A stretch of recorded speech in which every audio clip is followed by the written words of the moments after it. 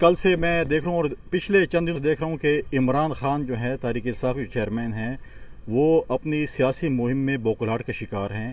وہ اپنی 3 سالہ 4 سالہ کارکردگی بتانے سے قاصر ہیں، بلکہ الزامات لگا رہے ہیں۔ کبھی پریزیڈنٹ زرداری پہ لگا رہے ہیں، کبھی بلاول صاحب پہ لگا رہے ہیں، کبھی سندھ حکومت پہ لگا رہے ہیں، کبھی کیا کر رہے ہیں۔ وہ بتائیں کہ انہوں نے 3.5-4 سال میں کیا کیا، سوائے فرق گوگی کو ڈیفینڈ کرنے کے ان کے پاس کوئی چیز نہیں ہے۔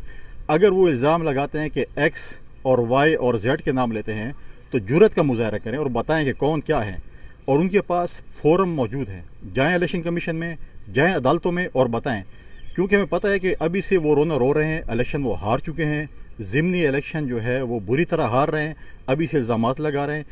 اس سے پہلے کہ وہ جو ہے وہ رونا شروع کریں، الیکشن کے بعد دھاندلی کا رونا روئیں۔ ان کے پاس فورم موجود ہیں، ابھی بھی ٹائم ہے، وہ جائیں عدالتوں میں، جائیں الیکشن کمیشن میں، جائیں اور بتائیں ایکس وائی زیڈ کون ہے۔ اگر ان میں جرت ہے ان کے نام لیں اور ابھی سے ان کو ایکسپوز کریں، کیونکہ الیکشن بالکل سامنے ہے اور وہ بری طرح الیکشن ہار رہے ہیں۔ پاکستان پیپلز پارٹی، مسلم لیگ نون، اتحادی جماعتیں، ہم انشاءاللہ کلین سویپ کر رہے ہیں ضمنی الیکشن میں۔ اور عمران خان صاحب سے میں بھی سوال کروں گا کہ آپ لوگوں کو تو بہت کرپٹ کہتے ہیں، چور ڈاکو کہتے ہیں۔ اکرام اللہ نیازی جس کے کرپشن کے پیسوں پر آپ پلے ہیں، اس کے متعلق بتائیں کہ ان کو کیوں نوکری سے نکالا گیا تھا۔ وہ ایک سرٹیفائیڈ کرپٹ تھے، ان کو نوکری سے نکالا گیا تھا، اور آج وہ بیٹھ کے خود جو ہے ہمیں بھاشن دے رہے ہیں انصاف کا اور اس کا کہ جی کرپشن نہیں کرنی چاہیے۔